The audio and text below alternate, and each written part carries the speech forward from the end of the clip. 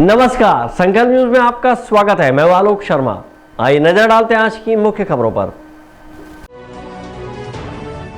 Headlines के प्रायोजक है Shri Sai Mahima enterprises, tiles world, Dongargaon road, Faraz Chowk, Rajnandgaon और सिवान टाइल्स एवं ग्रेनाइट, फटाका दुकान के बाजू, बाबू टोला, डोंगरगढ़ रोड, राजनांदगांव।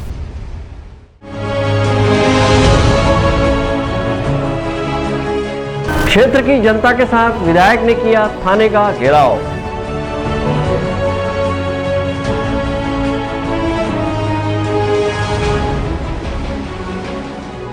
मसीही समाज ने निकाली शोभा यात्रा।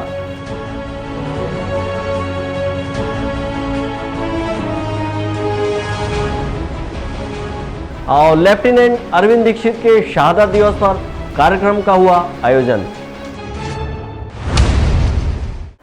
अब खबरें विस्तार से। आदिवासी समाज के व्यक्ति के साथ जातिगत गाली गलौज के मामले में घिरे राजनांदगांव जिले के खुज्जी विधानसभा क्षेत्र के विधायक छन्नी साहू के पति चंदू साहू पर पुलिस ने एट्रोसिटी एक्ट के तहत मामला दर्ज किया है और चंदू साहू की गिरफ्तारी की सुगबुगाहट भी तेज हो गई है। इसी बीच अपने पति के बचाव में विधायक छन्नी साहू भी उतर आई हैं और पूरे मामले में राजनीतिक षड्यंत्र का आरोप लगाते हुए आज अपने क्षेत्र के सैकड़ों जनता के साथ रैली निकालकर छुरिया थाने का घेराव करते हुए उन्होंने ज्ञापन सौंपा है। बीते कुछ दिनों पूर्व राजनांदगांव जिले के खुज्जी विधानसभा क्षेत्र से विधायक छन्नी साहू के पति पर रेत से भरे गाड़ी के चालक के साथ जातिगत गाली गलौज किए जाने का मामला सामने आया था। पीड़ित युवक ने थाने में शिकायत कर विधायक के पति चंदू साहू की गिरफ्तारी की मांग की थी। इस मामले में पुलिस ने चंदू साहू के खिलाफ एट्रोसिटी एक्ट का मामला दर्ज किया है। वहीं अब चंदू साहू की गिरफ्तारी की सुगबुगाहट के बीच विधायक छन्नी साहू बड़ी संख्या में अपने क्षेत्र के लोगों के साथ छुरिया में रैली निकाली और थाने के सामने बैठकर थाने का घेराव करते हुए पुलिस को ज्ञापन सौंपकर रेत से भरे वाहन में नियमों के अनुसार कई खामियां और रेत की रॉयल्टी की पर्ची सहित कई मामलों को सामने रखकर इस मामले में कार्रवाई की मांग की है। वहीं अपने पति चंदू साहू पर लगाए गए जातिगत गाली गलौज के मामले को बेबुनियाद बताते हुए इसे राजनीतिक षड्यंत्र बताया है। एक दिन की बात थी, आप सबको पता है कि कार्यक्रम में मैं जा रही थी, रेत से भरा गाड़ी खड़ी थी। गाड़ी मैं रुकवाने के बाद पूछी कि गाड़ी रेत कहाँ से ला रहे हो। ड्राइवर ने बताया कि जॉब से रेत ला रहे हैं। उनके बाद मैं उनको बोली कि लगातार शिकायत हो रही है, जनता आक्रोश है और ये सब होने के बाद भी आप लोग गलत काम कर रहे हो, ऐसे बोली और मैं आगे निकल गई। उनके बाद 2 दिन के बाद उन लोगों ने, राजनीतिक पार्टी जो भी पार्टी का हो, अपने राजनीतिक स्वार्थ के लिए आदिवासी ड्राइवर को गलत आरोप साहू जी के ऊपर, चंदू साहू जी के ऊपर लगाया गया। मैं ये पूछना चाहती हूँ, जिस गाड़ी में ना 2019 से मेंटेनेंस नहीं है, जिस गाड़ी में 2019 से टैक्स नहीं है और जहाँ का फर्जी राइटी लगाया है,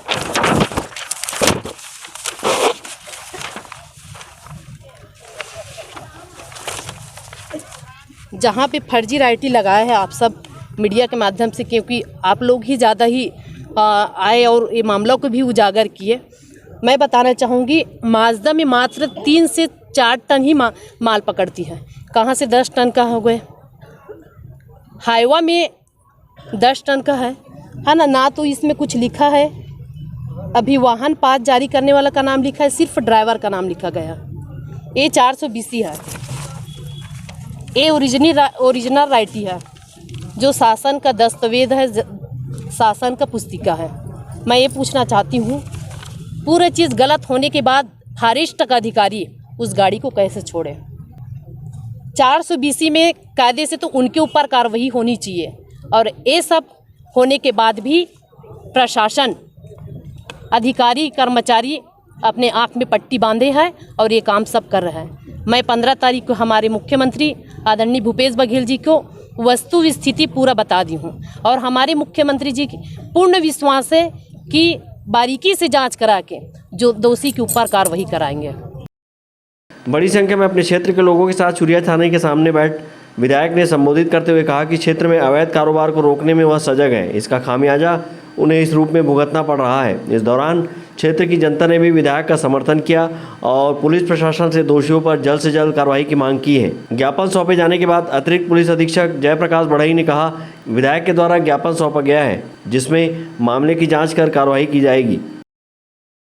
विधायक महोदय द्वारा अभी कुछ समय पहले ज्ञापन सौंपा गया। वो बहुत सारे लोगों के साथ आके यहाँ थाने के पास ज्ञापन दिया गया। ज्ञापन में रेत से संबंधित बातें हैं और एट्रोसिटी जो पिछले कुछ समय पहले जो दर्ज हुआ था उससे संबंधित बातें पुलिस के द्वारा सभी पहलुओं पे ध्यान दिया जा रहा है। सभी पक्षों को साक्ष्यों के आधार पे तस्दीक करके लीगल वे पे वैधानिक कार्रवाई की जा रही है।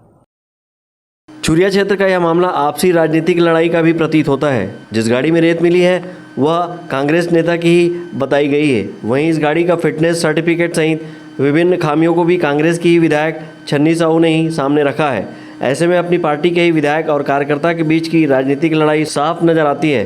बहरहाल विधायक ने सैकड़ों की संख्या में अपने क्षेत्र के समर्थकों के साथ पुलिस और प्रशासन को निष्पक्ष कार्रवाई के लिए चेतावनी दी है और सड़क से सदन तक इस लड़ाई को लड़ने की बात कही है। छुरिया से ताहिर खान के साथ हफीज खान, संकल्प न्यूज़।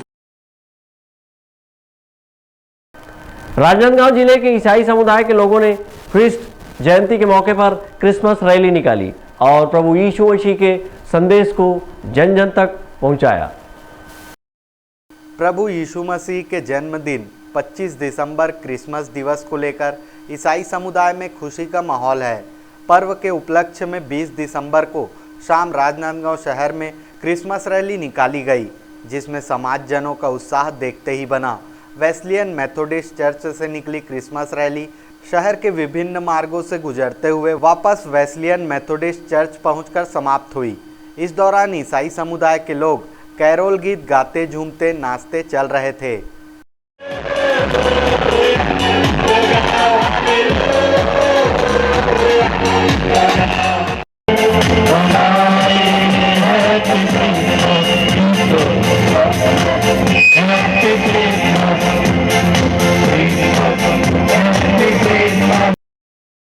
क्रिसमस रैली में प्रभु यीशु मसीह के जन्म पर आधारित झांकी आकर्षण का केंद्र रही।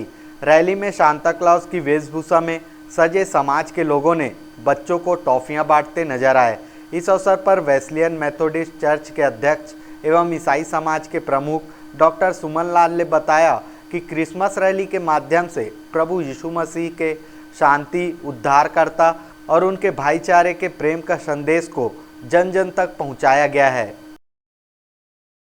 क्रिस्ट जयंती के पावन पर्व में प्रति वर्ष के अनुसार इस वर्ष भी पूरे जिले के मसीह समाज के और राजनांदगांव के पूरे चर्च के पासवानों के निर्णय के अनुसार हमने क्रिसमस रैली का आयोजन किया है, जो पूरे हमारे राजनांदगांव शहर संस्कार रानी जो कहलाती है वहाँ पर हम भ्रमण करेंगे और उद्धारकर्ता प्रभु यीशु मसीह के गीत गाते हुए हम शहर में इस बात को बतलाएंगे कि उद्धारकर्ता प्रभु यीशु मसीह का जन्म हुआ है, जिसकी खुशी में हम सभी चर्च के साथ जिले के मसीह समुदाय के लोग मिलकर इस रैली का आयोजन किए हैं और रैली निकाल रहे हैं। हमारी रैली शांतिपूर्ण तरीके से मसीह धार्मिक गीत गाते हुए निकाली जाएगी, जहां किसी भी प्रकार का विवाद की स्थिति नहीं उत्पन्न होती है।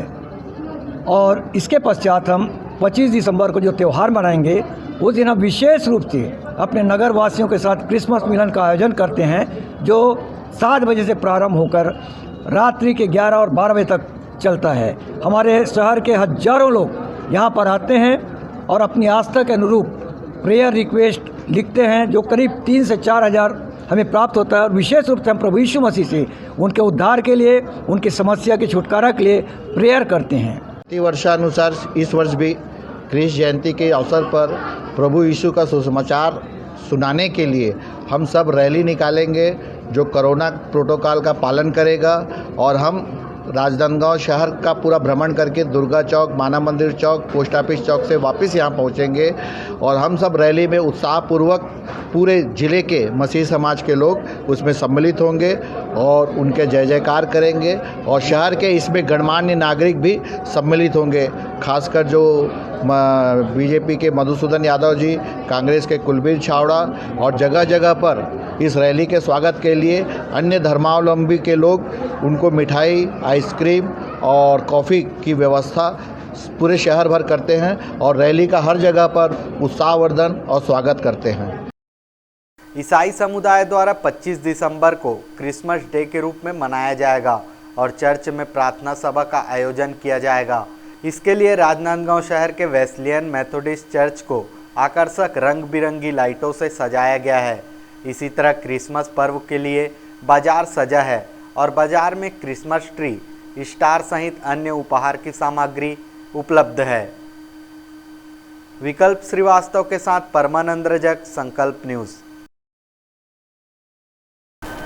शहीद लेफ्टिनेंट अरविंद शंकर दीक्षित का 50वां शहादत दिवस के मौके पर कानिकुब्ज सभा और कैडेट क्लब राजनांदगांव ने प्रार्थना सभा आयोजित कर उन्हें अपना श्रद्धा सुमन अर्पित किया। इस अवसर पर रिजर्व पुलिस लाइन के सलामी गारद ने सशस्त्र सलामी दी। छत्तीसगढ़ के वीर सपूत शहीद लेफ्टिनेंट अरविंद शंकर दीक्षित का 50वां शहादत दिवस पर कानिकुब्ज सभा एवं कैडेट क्लब राजनांदगांव ने कस्तूरबा महिला मंडल भवन में प्रार्थना सभा आयोजित कर उन्हें अपनी श्रद्धा सुमन अर्पित की। इस अवसर पर रिजर्व पुलिस लाइन की सलामी गारद ने सशस्त्र सलामी दी। 1971 के भारत पाकिस्तान युद्ध के दौरान शहीद लेफ्टिनेंट अरविंद शंकर दीक्षित ने देश के लिए अपने प्राणों की आहुति दे दी थी। परमवीर चक्र से सम्मानित शहीद लेफ्टिनेंट अरविंद शंकर दीक्षित ने 20 दिसंबर 1971 को भारत पाकिस्तान युद्ध के दौरान अद्भुत साहस का प्रदर्शन करते हुए दुश्मन सेना को पराजित किया, किंतु अंत में मातृभूमि की रक्षा करते हुए वीर गति को प्राप्त हुए थे। इस वीर शहीद को श्रद्धा सुमन अर्पित करने के लिए 24 सालों से कानिकुब्ज सभा द्वारा हर साल 20 दिसंबर को यह कार्यक्रम आयोजित किया जाता है। शहादत दिवस के मौके पर अतिरिक्त पुलिस अधीक्षक सुरेशा चौबे, नगर निगम आयुक्त डॉक्टर आशुतोष चतुर्वेदी, 105 इंजीनियर्स के सूबेदार पीपी सिंह, जिला सैनिक कल्याण बोर्ड के अधिकारियों, भूतपूर्व सैनिकों सहित अन्य अतिथियों, गणमान्य नागरिकों एवं एनसीसी कैडेटों ने शहीद लेफ्टिनेंट अरविंद शंकर दीक्षित के तैलचित्र में अपना श्रद्धा सुमन अर्पित किया और उनके पराक्रम, शौर्य, वीरता को याद किया। कार्यक्रम का शुभारंभ राष्ट्रगान से किया गया। तत्पश्चात अतिथियों ने शहीद के परिजन डॉक्टर अरुण दीक्षित, अजय दीक्षित का सम्मान कर कृतज्ञता व्यक्त की। इस अवसर पर अतिरिक्त पुलिस अधीक्षक श्रीमती सुरेशा चौबे ने शहीद को नमन करते हुए उनके पराक्रम, शौर्य, वीरता को याद किया। आज का जो आयोजन है शहीद लेफ्टिनेंट कर्नल अरविंद दीक्षित जी के श्रद्धांजलि देने के लिए किया गया था और इसमें उनके जो परिजन हैं उनको सादर आमंत्रित किया गया था ताकि उनके परिवार के व्यक्ति विशेष के द्वारा जो ये शहादत किया गया उसकी क्या महत्ता आज भी राजनांदगांव ज़िले के लिए है और कितना आदर आज भी उनके परिवार को राजनांदगांव परिवार देता है। तो उस संदर्भ में एक छोटा सा कार्यक्रम था। चूँकि शहीद जिस दिवस पे शहीद होता है वो एक दूसरा अवसर होता है, पर उसके बाद उसको और उसके परिवार को जो सम्मान दिया जाता है वह आपकी वास्तविक श्रद्धांजलि होती है। और पूरे राजनांदगांव परिवार का यह एक प्रयास है कि उस शहादत को नमन किया जाए, अभिनंदन किया जाए, वंदन किया जाए, ताकि वो व्यक्ति जो है जो शहीद हुआ वो सदैव हमारे हृदय में किस प्रकार बसा हुआ है यह एहसास उससे और उसके परिवार को मिलता रहे। इस अवसर पर कानिकुब्ज सभा के सचिव अजय शुक्ला ने बताया कि 1971 का भारत पाकिस्तान का युद्ध कई मायने में महत्वपूर्ण रहा है, क्योंकि युद्ध ने इतिहास रचने के साथ भूगोल भी बदला है। हम शहीद लेफ्टिनेंट अरविंद शंकर दीक्षित की पुण्य स्मृति में आयोजित करते हैं। लेफ्टिनेंट अरविंद दीक्षित 20 दिसंबर 1971 को जम्मू कश्मीर के राजौरी सेक्टर में शहीद हुए थे। उनकी पुण्यतिथि पर प्रतिवर्ष यह कार्यक्रम आयोजित किया जाता है।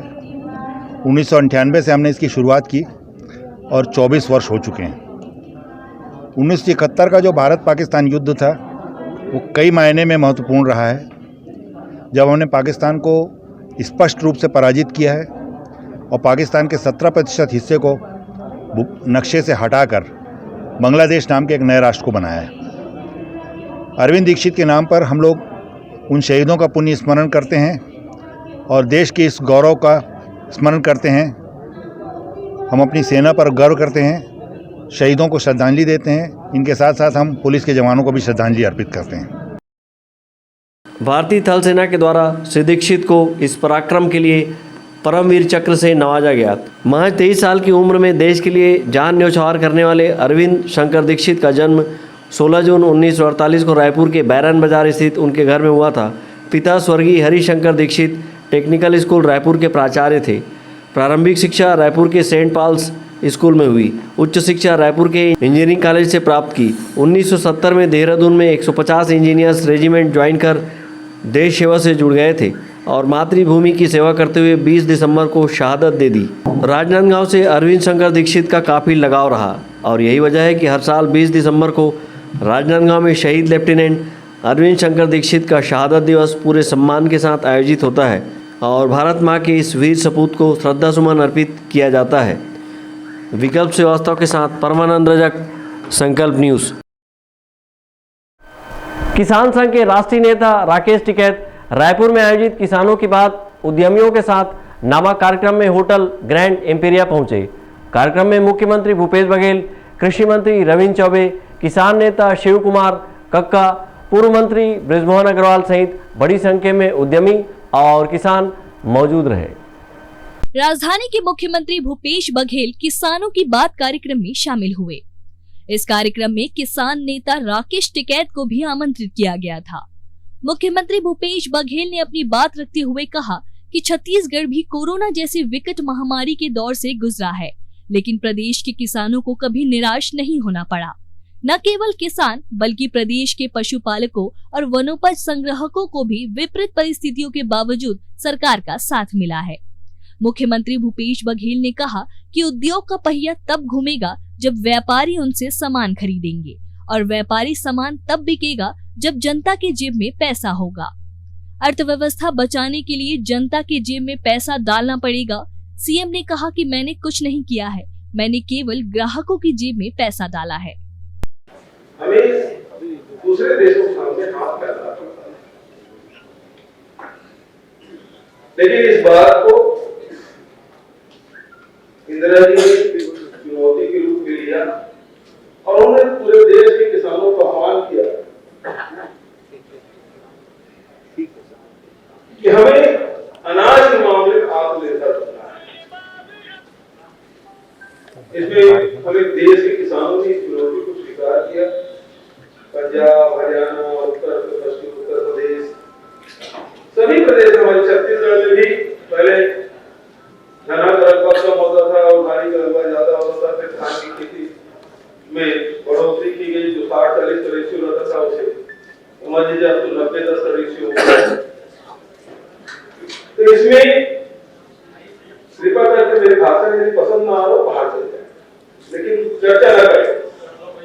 आप व्यवस्था जुड़े हैं और व्यवस्था फैलाएं। मंच को संबोधित करते हुए किसान नेता राकेश टिकैत ने कहा कि अभी भी एमएसपी का एक बड़ा सवाल बचा हुआ है। मीडिया और सरकारों के जरिए यह बात जनता के बीच पहुंच गई है।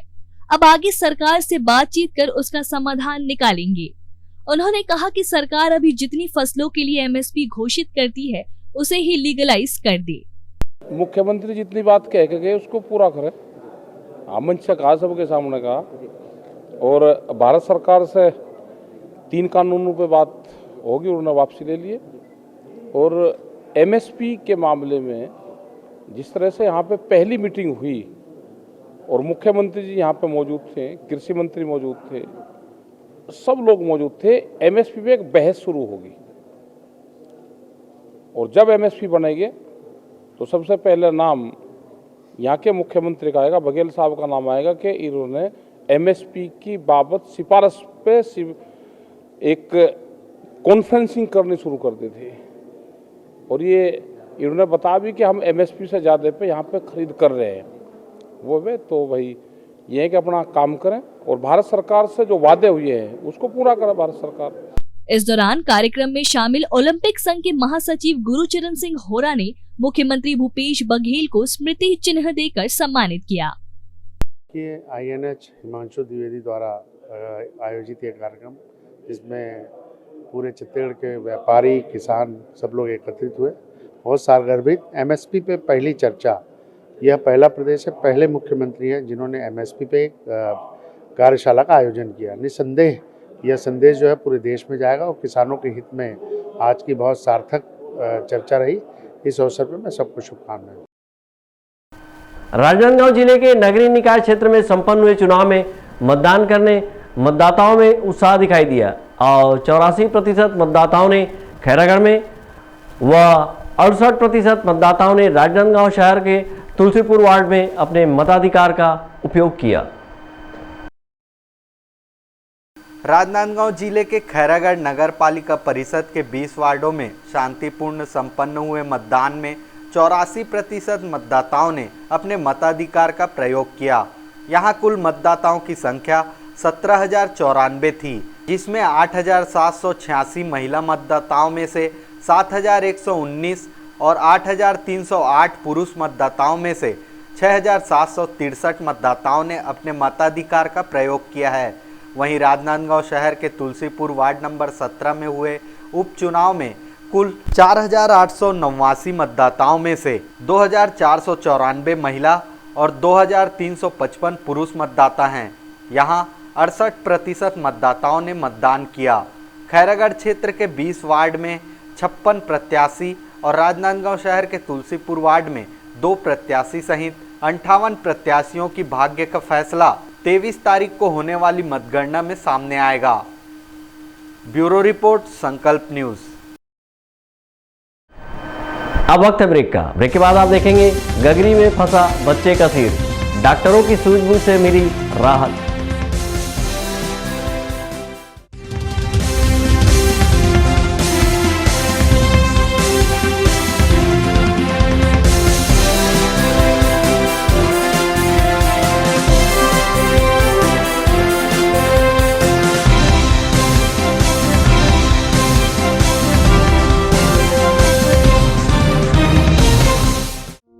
आपके अपने शिवांश टाइल्स के सफलतम तीसरे वर्ष में प्रवेश के अवसर पर सभी सम्मानीय उपभोक्ताओं का आभार। आपके सपने के आशियाने को साकार करता शिवांश टाइल्स एवं ग्रेनाइट टाइल्स, ग्रेनाइट एवं मार्बल का mega showroom Johnson, AGL, Kajaria जैसे सभी नामी कंपनियों के अधिकृत विक्रेता। टाइल्स, मार्बल एवं सैनिटरी वेयर्स की विशाल रेंज सबसे कम कीमत पर। हमारे यहाँ नल फिटिंग और पाइप फिटिंग की सुविधा उपलब्ध है। आप सभी के प्यार और सहयोग से सफलतम तीसरे वर्ष में अग्रसर शिवांश टाइल्स एवं ग्रेनाइट, शहर से मात्र 2 किलोमीटर दूर, नवागांव बाबू टोला फटाका दुकान के बाजू, डोंगरगढ़ रोड, राजनांदगांव। अपने घर, ऑफिस और शोरूम को दीजिए नया लुक हमारे साथ श्री साई महिमा enterprises tiles world. Flooring, tiling और सैनिटरी वेयर का नवीनतम शोरूम, मन भावन और दिल को छू लेने वाली टाइल्स का एक्सक्लूसिव कलेक्शन, सभी ब्रांडेड कंपनियों के granite, Italian marble, designer tiles, wooden flooring के साथ ढेरों स्टाइलिश प्रोडक्ट्स, किचन सिंक और बाथरूम एक्सेसरीज की विशाल रेंज अब आपकी पहुंच में। श्री साई महिमा एंटरप्राइजेस टाइल्स वर्ल्ड एंड फटाका मॉल, फरहद चौक, डोंगरगांव रोड, राजनांदगांव। कॉल 9009757412 और 9994574412। आपके सही फर्नीचर का पूरा ध्यान रखता है महावीर फर्नीचर्स। सभी प्रकार के पलंग, दीवान, फोल्डिंग पलंग, luxury sofa set, bedroom set से लेकर सभी प्रकार के office furniture, revolving chair, TV unit सहित डाइनिंग व ड्रेसिंग टेबल का भरपूर स्टॉक एक ही छत के नीचे। ऑटोमेटिक मशीन से निर्मित स्टील अलमारी, ब्रांडेड कंपनियों के गद्दे व furniture, branded plastic chair, centre table, study table, folding सीढ़ी, सभी सामान थोक व चिल्लर भाव में। आपके जगह व साइज अनुसार सभी फर्नीचर ऑर्डर से भी बनाया जाता है। TV, fridge, window plus plastic cooler जैसे इलेक्ट्रॉनिक सामानों का ऑर्डर लिया जाता है। स्टील से संबंधित सभी कार्य किए जाते हैं। शादी सीजन के लिए कम कीमत पर आकर्षक पैकेज उपलब्ध है। हमारे यहाँ सोफा सेट्स व रिवॉल्विंग चेयर रिपेयरिंग किया जाता है। आज ही आए Mahavir furnitures, stadium road, Gandhinagar, Mahamaya Chowk के पहले, राजनांदगांव।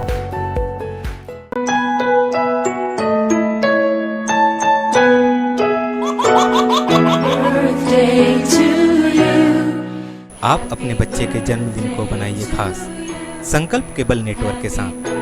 सिर्फ 500 रुपये में 30 सेकंड का विज्ञापन हर 3 गाने के बाद, और आपको मिलेगा 1 पाउंड का केक फ्री। आप अपने बच्चे की तस्वीर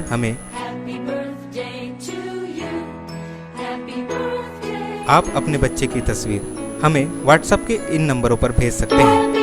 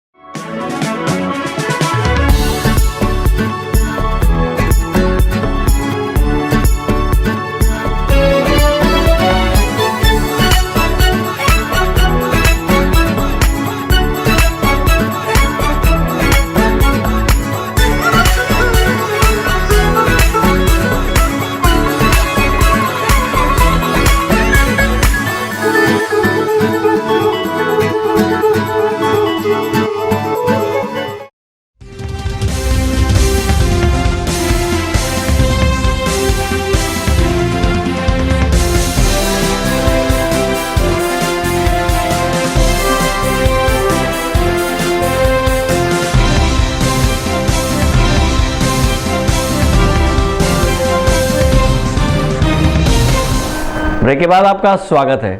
राजनांदगांव जिले के डोंगरगांव क्षेत्र के ग्राम गुंगेरी नवा गांव में 2 वर्षीय बालक का सिर खेलते खेलते एक स्टील की गगरी में फंस गया, जिसे काफी मशक्कत के बाद डॉक्टरों ने गगरी से बाहर निकाला। डोंगरगांव विकासखंड के ग्राम गुंगेरी नवा गांव में 2 वर्षीय मासूम बालक दुष्यंत यादव अपनी मां के साथ हैंडपंप पर पानी भरने गया हुआ था। इस दौरान उसकी मां हैंडपंप चलाकर पानी भरने में व्यस्त रही और बालक खेलते खेलते स्टील की गगरी में अपना सिर डाल दिया। इस दौरान बालक का सिर गगरी में ही फंस गया। दौड़ती भागती मां बच्चे को लेकर घर पहुंची। घर पर उसके पिता सोनू राम यादव ने बच्चे के सिर से स्टील की गगरी निकालने की काफ़ी कोशिश की। लोहे काटने की आरी ब्लेड से गगरी काटने का भी प्रयास किया गया, लेकिन बच्चे को चोट लगने की आशंका से वे सफल नहीं हो पाए। तब वे अपने दर्द से कहराते बच्चे को लेकर सामुदायिक स्वास्थ्य केंद्र पहुंचे, जहां पर डॉक्टरों की टीम ने काफ़ी मशक्कत की और लिक्विड पैराफिन सिर और गगरी की बाहरी सतह पर लगाते हुए लगभग 15-20 मिनट की मशक्कत के बाद गगरी में फंसे हुए बच्चे के सिर को बाहर निकाला। बच्चे का सिर निकलने के बाद उसका प्रारंभिक उपचार किया गया और दवाइयां इंजेक्शन लगाकर उसे वापस घर भेजा। समय रहते परिजनों और चिकित्सकों की सूझबूझ से मासूम बच्चे की जान बच सकी। विकल्प श्रीवास्तव के साथ हफीज खान, संकल्प न्यूज़। राजनांदगांव शहर के सिविल लाइन निवासी गजेंद्र शुक्ला की संदिग्ध परिस्थितियों में मौत हो गई। सूचना मिलने पर मौके पर पहुंची पुलिस ने प्रथम दृष्टया ही इसे हत्या का मामला मानते हुए फोरेंसिक टीम को बुलाकर जांच कराया है। राजनांदगांव के परिवार समाज कल्याण विभाग में पदस्थ तृतीय वर्ग कर्मचारी गजेंद्र शुक्ला का शव उनके सरकारी आवास में संदिग्ध परिस्थितियों में मिला। मामले की सूचना मिलने पर कोतवाली पुलिस मौके पर पहुंची। इस दौरान शव को देखते ही पुलिस ने इसे हत्या का मामला मानते हुए फोरेंसिक टीम को मौके पर बुलवाया और मामले की सूक्ष्मता से जांच करवाई। मृतक गजेंद्र शुक्ला का शव पलंग पर मिला, जिसके नाक और आंख से खून निकलने पर ही मामला संदिग्ध नजर आ रहा था। माना जा रहा है कि समीप ही रखे तकिए से किसी ने उनका मुंह दबाकर उनकी हत्या की है। मृतक गजेंद्र अपने पुत्र नवीन के साथ रहते थे, वहीं उनकी पत्नी और अन्य पुत्र अलग रहते थे। मौके पर पहुंचे कोतवाली थाने के टीआई एलेक्जेंडर किरो का कहना है कि गजेंद्र शुक्ला की मौत संदिग्ध नजर आ रहा था। इस वजह से एफएसएल टीम को बुलाकर जांच करवाई गई। जांच रिपोर्ट आने पर आगे की कार्रवाई की जाएगी। ये परिवार समाज कल्याण में वर्ग 3 में कर्मचारी है गजेंद्र शुक्ला जी। ये इनकी बॉडी यहाँ घर में पड़ी हुई है और प्रथम दृष्टया देखने से थोड़ा सा संदेह को जन्म देता है, तो हमने एफएसएल टीम को बुलवा के अभी एफएसएल टीम द्वारा इंस्पेक्शन किया गया है। अभी लाश को उनके परिवारजन के सामने पंचनामा करके फिर पीएम में तो भेजेंगे। पीएम में आने के बाद में घटना की पुष्टि हो जाने पर फिर आवश्यक कार्रवाई करेंगे। सर अकेले रहते थे कि परिवार? नहीं, उनके बेटा नवीन शुक्ला है, वो दोनों बाप बेटे यहाँ रहते थे और जो इनके परिवार है, इनकी पत्नी और 2 बच्चे, वो तो किराए के मकान में तुलसीपुर में रहने की जानकारी मिली। मृतक गजेंद्र शुक्ला का शव जिन हालातों में मिला है, इससे उनकी हत्या किया जाना स्पष्ट नजर आता है। बहरहाल पुलिस ने शव का पंचनामा उनके परिजनों की उपस्थिति में कराया है और शव को पोस्टमार्टम के लिए मेडिकल कॉलेज अस्पताल भेजा है। वहीं फोरेंसिक रिपोर्ट आने के बाद इस मामले में पुलिस की जांच की कड़ी आगे बढ़ेगी। पुलिस सभी पहलुओं के मद्देनजर मामले की जांच कर रही है। अवधेश यादव और अमित चटर्जी के साथ हफीज खान, संकल्प न्यूज़। राजनांदगांव जिले के कन्हारपुरी धान उपार्जन केंद्र में फटे पुराने बारदाने से धान खरीदी किए जाने से किसानों और समिति प्रबंधक को परेशानी उठानी पड़ रही है। शासन से बारदाने न मिलने से अधिक दामों में किसान बारदाना खरीदने मजबूर हो रहे हैं। राजनांदगांव जिले के कन्हारपुरी धान खरीदी केंद्रों में पर्याप्त बारदाने नहीं होने से किसानों और समिति प्रबंधक को परेशानी हो रही है। किसान दुकानों से 30 से 40 रुपए तक बारदाने खरीदकर धान बेचने मजबूर हैं। ऐसे में किसानों को आर्थिक नुकसान सहना पड़ रहा है। कुछ किसान मजबूरी में कटे फटे बारदाने को भी खरीद कर ला रहे हैं ताकि उनका धान समर्थन मूल्य में बिक सके। हालांकि प्रशासन ने 25% बारदाने किसान से लाने कहा है और प्रशासन ने किसानों के बारदाने की सरकारी रेट 25 रुपये आकी हुई है। कन्हारपुरी धान खरीदी केंद्रों में कटे फटे बारदानों में धान की खरीदी की जा रही है। कर्मचारी कटे फटे वाले स्थान पर बारदाने में पैरा डालकर धान भर रहे हैं। कन्हारपुरी धान बेचने आए किसानों का कहना है कि बारदाने की कमी के चलते अब दुकानों से भी बारदाना नहीं मिल रहा है। केंद्रों में कटे फटे बारदाना में खरीदी करने से धान जमीन पर गिरने से नुकसान हो रहा है। वहीं कुछ किसानों ने पिछले साल के बारदाने का भुगतान न होने की बात कही है। समस्या ये है मतलब 200 कट्टा दिया था है नहीं, तो आज धान लाइन अभी बता थे वहाँ धान नहीं लेना है, 118 कट्टा लेना है अभी। कौन बोले? मनोज करे हुई हमारा भतीजा वहाँ तहसीलदार के पास, वो आज हम लोग को मालूम पड़ी से पहले बताना चाहिए, नोटिस आना चाहिए हमारे पास में, तब मालूम पड़ती हमको कि धान हम लोग लाश हम बताना चाहिए, नहीं बताया मन ला धोखा दिया है भैया लोग, बाबू भैया लोग, ये सब है यहाँ।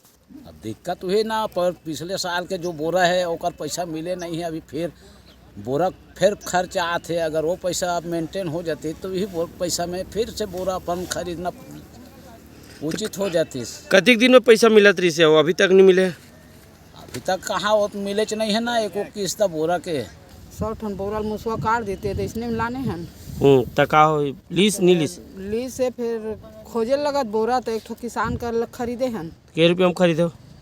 35 रुपया। 35 रुपया। तो अच्छा सरकार सोसाइटी उपलब्ध नहीं कराते का बोरा है? कुछ नहीं दे है, सोसाइटी है तेरी से अब ओकर टोकन दे था भी 100 मतलब तेहे के 18 कट्टा के, तो ये क्या समस्या है मतलब सोसाइटी वाला हाँ, जब मोर पंजीयन हमारा नाम से है, मोर पिताजी के नाम से है मिलाप चंद के पंजीयन कथी के हो है यानी कि 200 मतलब यह दे 18 कट्टा। अच्छा, और 100 मतलब यह के ते अभी दे थे आज बता थे हाँ, आज बता थे 218 के ले रही से पहली हाँ, उसके बाद मतलब 113 कट्टा कर दे है। बारदाना भी बाहर से ले रहे हैं ना, उसमें भी फटा वाला मिल रहा है, कीमत भी 25 से 30 रुपये 28 रुपये में लिए हैं हम लोग जी 50 बोरा, उसमें भी कई जगह सिलाई किए हैं और फटा है। तो कलेक्टर महोदय जो बोले थे कि 25 रुपये में बारदाना आप लोगों को मिलेगा? नहीं, मैं तो 4-5 दिन पहले ले चुका था। जो 4 किस्त में जो पैसा डालता है वो 1 किस्त बाकी है, अभी 3 किस्त डाला है। ये कब तक मिल जाना था इसको? ये तो वैसे सोचे जाते हैं 17 मिल जाना था इस साल में अपन को।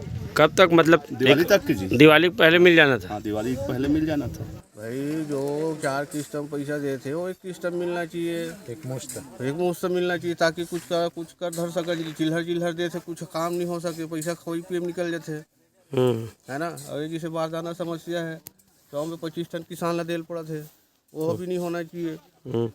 और पिछले साल बारदाना पैसा साल मिले भी नहीं बता थे? बारदाना पैसा भी नहीं मिले है, वो मिले भी है तो वो सब चिरहा फटल वापस करे, कोई करे कोई नहीं करे है, ऐसे बात है। ये सब चीज़ नहीं होना चाहिए। किसान आदमी तो इसने रोआ थे, कोई बेनिफिट हो नहीं पाते, मजदूरी नहीं निकल पाते किसानी करे से, आगा तो अपन जेब से घुसा थे। छत्तीसगढ़ सरकार के द्वारा जो धान खरीदी किया जा रहा है और किसानों से 25% बारदाना लिया जा रहा है, किसान निश्चित रूप से उससे परेशान है, क्योंकि आज के डेट में बोरा का रेट 40 रुपया 45 रुपया कीमत का रेट का बोरा सोसाइटी में सरकार को दे रही है, मगर उसके एवज में सरकार उन्हें 25 रुपया पर बोरा देने का घोषणा किया है।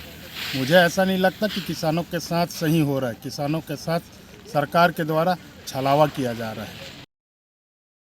कन्हारपुरी धान खरीदी केंद्र के समिति प्रबंधक से मिली जानकारी के मुताबिक बारदाने के एवज में किसानों को 18 रुपये शासन दे रहा था, जिसमें वृद्धि कर अब प्रति बारदाना 25 रुपये किसानों को दिया जाएगा।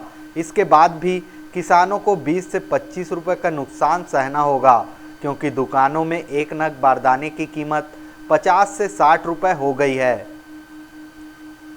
मनोज देवांगन के साथ परमानंद रजक, संकल्प न्यूज।